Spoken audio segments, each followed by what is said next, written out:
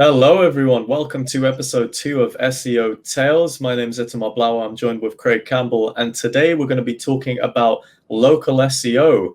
So, Craig, tell us a bit about local SEO, just for the folk at home who don't really know what it's about. So, local SEO generally can be two slightly different things. You can rank organically for something like, builders in Plymouth or whatever it might be organically, but most people refer to local SEO as the GMB listings. So Google are going to show you those map listings at the very top of the page, and that is what a lot of people refer to as local SEO. And getting yourself into those positions is where a hell of a lot of traffic comes, because people are, especially for services like plumbers, locksmiths, or various things like that, people are just going to phone the first one they come to. And if that person doesn't answer, they might go to the second or the third. But hopefully they wouldn't have to go down too much further. So that's where all the traffic's at. So, Google My Business is very much a big business online, and lots of people are optimizing for it. Yeah, I suppose it's kind of like just an entire platform in itself, right? It's like, you've got ranking on YouTube, you've got ranking on Google, ranking on Bing, but then you've got ranking for Google My Business and all that for local SEO. It's like its own kind of entity that you need to do a lot of work for. But it's quite interesting because, I've dealt with some people in the past, and they would have said that, local SEO would be, if somebody types in barber near me, instead of having the GMB, forget the GMB for a sec. These people had pages on their website, and they were trying to rank for these kind of near me and local searches. So you still kind of see that sometimes. I don't know. Have you been seeing that recently? People trying to do that?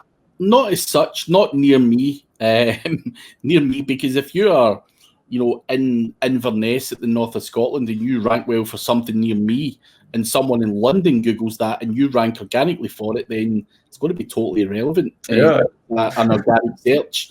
So it kind of defeats the purpose of the kind of GMB thing, because obviously GMB is in place to avoid people like previously who done that, where you had nationwide companies sucking up all the local business. And I think GMBs and, being able to rank local businesses who have been verified that they are local gives local businesses a chance as well. And I think what we don't realise is local businesses and small businesses are the backbone of the UK economy. All of those businesses are what employs millions of people across the UK, and we have to look after them. And I think that's where Google stepped in and introduced the kind of GMB thing, as you say. And it does stop those guys who are trying to do the organic search thing and the bigger companies with bigger budgets and everything from being able to suck up some of the money from those smaller businesses. Yeah, I mean, that's absolutely correct. And I think that, if you're watching this and you were thinking, oh, maybe I can try and, do local SEO by creating some near me pages on your website, then, really the overarching recommendation is not to do that. And so that kind of leads on to the things that do work for local SEO, right? So we've all heard every single time we hear the NAP, so the name, address, the phone numbers. For people who aren't quite sure, Craig, do you mind giving just an overview of what that actually intends to do? Yeah, so name, address, postcode, or phone number. It's NAPP, it should be. Name, address, postcode, and phone number. So what we want to rank well locally are what Google are looking for. So Google, you're quite right what you said, Itamar. Google, it's like a different algorithm you're fighting with here. So building links and building content is not going to help you with your Google My Business. What is going to help you is consistent variations of your name, address, and postcode on directories. And when I say directories, you want to be on industry relevant directories, you want to be in local directories, things that are local to your business. Now, where it goes wrong is what some of the most common things I see is agencies will get the new intern in, they've got a new client and say, we've got Bob the Builder here, go and do 50 directory listings. There's the guy's bio. That's his URL and phone number. Off you pop and do it. And the intern doesn't know any better. Copies and pastes that into Yale.com, Thomson Local, and whatever else. And so what happens there is that the intern has copied and pasted everything onto these, and they might have done 50 directory listings. However, one of them might get indexed by Google. The other 49 are not, because it's duplicate content. They're not sent to an indexing tool. The name, address, and postcode part could be all messed up as well, because what I find a lot of people do is, if we've got, say, the address is 1 Main Street, some people do, number 1, and then Main Street, and then they might do another directory list in another day and write number 1 Main ST. So people are using acronyms, and it could be doctor and DR, it could be street, road, all of these kind of things where you can shorten the names. And if you've got inconsistent name, address, and postcodes across your citations, that's where it all goes wrong. Google are confused. If they're all consistent, they're all indexed, they are unique, then Google are going to see, right, well, this is a relevant local business who's on niche relevant directories, he's on all the local directories, and he's even on some nationwide directories, and all of this stuff consistent. It must be a legit business. Let's put him up there. So that is effectively what you have to do. But that's quite interesting then. So when we're talking about consistencies, so when you've got the NAPP, it's about keeping that consistent across all the different listings that you're going to put them on, but it's the bio that you actually want to be quite unique. So, if you are doing local SEO for a client and you are putting them on directories, instead of just copying and pasting the same bio, it's quite important to make it unique, even just changing up a few words here and there, but at least, because if you copy and paste, come on, Google is going to know. They're going to be like, okay, well, this is the same old crap, this is just the same things. And you really, really do want to have the distinction between what you keep consistent and what you don't. So definitely that's something to keep in mind, as Craig mentioned. And it's quite interesting as well, isn't it? Because these directories, and loads of people have talked about, directories and are they that valuable? So it's quite, depending on who you ask, you're going to get different answers every time. But, from my side, I think directories are still relevant, not just for ranking purposes, but there are still people, believe it or not, who do look at, actual humans who check directories, and they're trying to find specifically some kind of service, some kind of business in their area. And, not everyone is a master at, searching on Google and going on the map pack, going on GMB listings and all of that. So what do you think about that? People, they still will pass some form of traffic. But Google have got to use these directories as some kind of way of,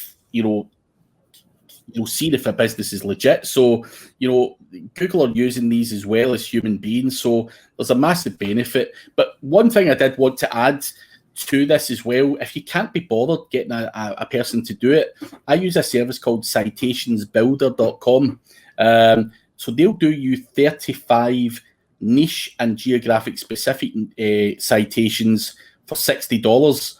Now, the unique part of that is they send all of your citations to an indexing tool, and they also spin your bio to make sure it is unique. So when you do get your citations and you pay for 35 of them, you're getting 35 citations. Mm-hmm. If you get that girl in the office to do it and she does it 50 times, you're probably only getting 1 citation because the other 49 are filtered out. So one other little thing I want to say as well, using a service like Citations Builder is all good and well, but people are all starting to use Citations Builder. We're all starting to submit to directories because we understand that name, address, and postcode is important. What can really set you apart from the crowd is there's some directories that will charge you £20 to get listed for a year, some £100. Get some of those as well, because you can bet your bottom dollar your tight competitor will not be paying for those, and those links are going to be the difference between you and them getting that position on the map pack. So sometimes paying £20 to a directory is not always a bad thing either. Yeah, that's quite interesting, because there is stigma from a lot of people about paying for these sorts of services, and I'm thinking, like, even the example with Citation Builder, if you're getting 35 unique citations on geographically related websites related to your niche, and if that's costing you $60, like, you can imagine how much an hour of your time costs, and the amount of time it would take for you to explain to somebody else how to do it properly. And that's going to take a lot longer than an hour, right? Because if you want to get it down to the bone in terms of exactly how the process is laid out. So really, sometimes it's just investing a little bit more into getting something that is proven and has been known to work. And I feel like that's where some people kind of just they kind of stop as soon as they see that they have to pay for things. They're like, oh man, like I don't want to do that, Listen, none of us like paying for things. We're all tight, miserable guys. If we could get something for free, then why not? We all love a freebie, but sometimes, to stay ahead of the competition, to scale and grow a business, you've got to invest. We'd all love to have £100 website. Why would I want to pay, X amount of money for a website when I don't have to? Well, the answer is to beat the competition and look as good, if not better, than the competition. And the same goes when it comes to directories and anything else. We all want to, stand out. Yeah, and I think standing out is the key kind of thing to note here. And there are other ways to stand out that don't even involve paying money to services. So there's certain things that you can do. For example, if you're a local business and you're trying to build, let's say, local backlinks or stuff, you can pretty much reach out even to like a local charity or other local businesses in your area and try and work with them, try and do something with them. It might take a few hours of your time, but you might end up getting a decent backlink from a relatively authoritative domain that's in your area, because I do assume there are ways to kind of see in terms of the geography of links, being able to get a strong link from, let's say, a local charity which has a DR of 50 plus, getting to your business, which is very close to that charity, then that can also do you wonders as well with your rankings. Do you wonders for your rankings, or obviously your brand and everything else as well. There's certainly no bad thing about getting involved with charities whatsoever, but obviously from an SEO point of view, working with local businesses and having that will certainly stand in your favour from a geographic point of view as well. I agree. And then the other thing I suppose to kind of talk about when we're talking about GMBs and the map packs is the fact that there is still quite a lot of spam, especially with the names of local businesses on GMB. So, and I feel like it's too easy as well, because you can recommend an edit, right, to remove the keyword stuffing, say in the GMB listing, right, in their title. You can request to get that removed. It might be removed within half an hour, but then you look tomorrow and then you see that that company has just added it back again. So what kind of how do you kind of see a workaround, or what are some of the vulnerabilities still of the GMB platform? I mean, there's still a lot of vulnerabilities with the GMB platform. 6 months ago, there was just 6 months. I don't even know if it was as long as 6 months ago. What you could do is suggest an edit and change the opening date of a business to something in the future, so it made them look like they weren't opened yet, and it would instantly remove their GMB from the ranking. So something like that, and it's such a fundamental flaw where you can switch off your competition's GMBs like overnight, and it would take them ages to find that out.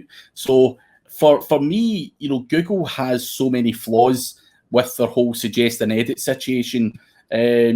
And it's something I do believe they are tightening up on, because people are maliciously getting in and changing stuff up and stuff like that. And I know from in the, I'm not going to say too much on here, to be honest with you, about it, because there's a lot of people making a lot of money, but there's a lot of people out there who are hijacking unverified listings very easily as well. There's a method to do that. I don't want to talk about that method because it puts businesses at risk. But there is a lot of vulnerable stuff going on with GMB. It's not a super secure situation there. People can do things that can be seen as malicious and stuff, which is a bit of a pain. But Google's obviously such a big outfit, and they try to give us flexibility to suggest an editor, try and help Google, but then people use it the opposite way, and it buggers everything up for everyone. So yeah, they do fundamental flaws, and some of them are being patched out. Some of them are still there. But what I would say to anyone with a GMB is make sure you verify that thing, because if someone tries to do something to your verified listing, then you are notified. If it's not verified, you ain't notified. And people can basically take it off you, change the times, change the phone numbers, change the web address, whatever, and send the traffic to them rather than you. So make sure that it is 100% verified, or you will be taken to the cleaners sooner or later.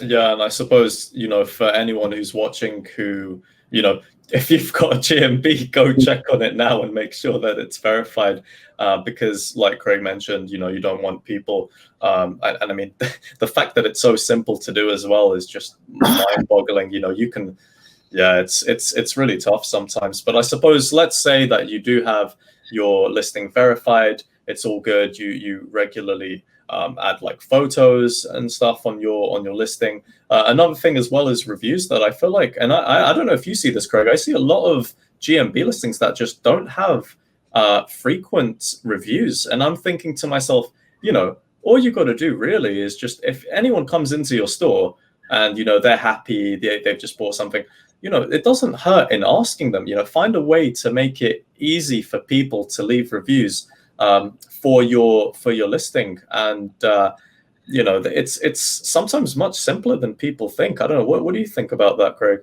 I mean, it's obviously very simple and easy to leave a review. The problem we've got here is the general public are not always computer savvy and don't understand it, or can't be bothered, or forget. And I think that's where you see a lot of businesses don't actually have that many reviews, because customers will say, yeah, I'll do it, and it'll go out their head because they go down the pub and forget all about it or whatever. Some people just don't know how to do it because they're not computer savvy, and a wide range of other things. So, there still is a lot. I mean, I'd done a presentation on this once, actually, and someone asked me, no one asked me. I've been asked a lot of times, do reviews help with your GMB rankings?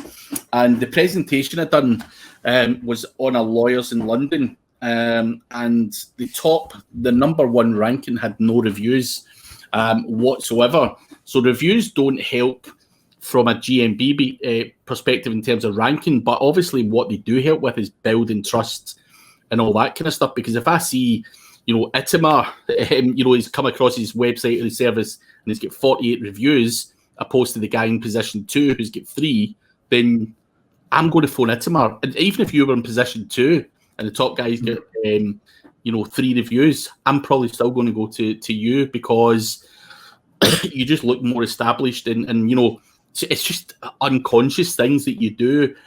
So I think reviews, trying to get them, it's very simple and easy to do. You can say to people, you can send them a text, send them an email with a direct link to, can you leave me a review?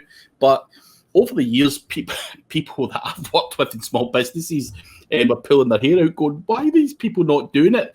They've got notices up at the door, please remember to leave us a Google review. It still doesn't happen, and all I can really put that down to is lack of computer savviness, laziness, and a combination of various other things. I mean, what do you think? Yeah, I mean, all of these things are still very common nowadays. I mean, loads of people are lazy. Loads of people still aren't as tech savvy as we are, as marketers and as SEO people. But generally speaking, I think you just got to make it as easy for anyone. Like, you need to make it easy enough for a 6-year-old to be able to leave your review. So whether that means, you've got a good CRM and you've got a good email list that you can send out one simple link that takes them to the review page on Google, and you just give them a template. You can say, hey, look, just copy and paste this paragraph, make a few changes, and then post it. I think as long people don't want to be spending too much time on these kinds of things. So as long as you're making it easy for people, then they'll comply, hopefully, right? But they're more likely to. Yeah, I think the easier you make it, the more chance you've got of a conversion, if you like. And that's obviously the conversion in this instance is getting those people to leave the review. Something you just have to keep persevering with. And some people do it reasonably well, but just in my opinion, it gets frustrating because you're having to tell them how to do it, and it ends up in a three-way, a 3-email threads where you're having to say this, that, and the next thing. And then you're just like, do you know what? I'm going to forget it. It's too much work to try and get that. So, yeah.